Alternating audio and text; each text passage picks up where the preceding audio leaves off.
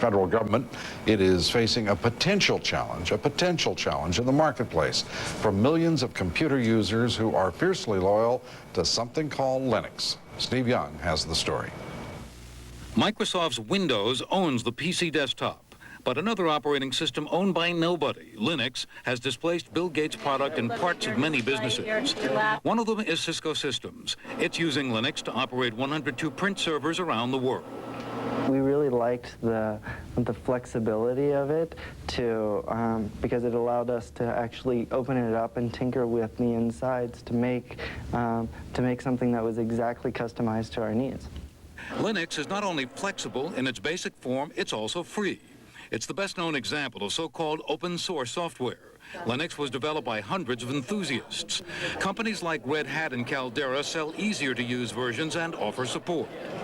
According to the Meta Group, there are now 4 to 5 million Linux users, most of them using it to run servers, versus 6 million computer servers now running on Windows NT.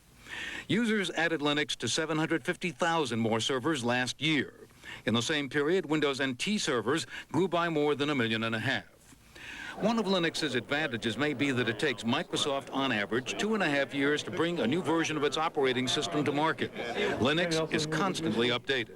I can send out a message asking for certain features in the operating system, and I'll get hundreds of responses. That's a very dynamic model that Microsoft can't compete with. The competitive picture is very different with desktop PCs. Linux has just 1 million users, if that, compared with 30 million or more for Windows NT.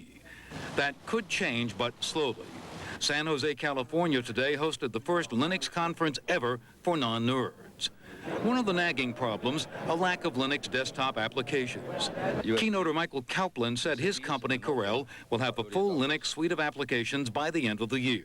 And during '98, we saw the major hardware vendors adopt Linux as one of their platforms. We think this year will be the year of the applications.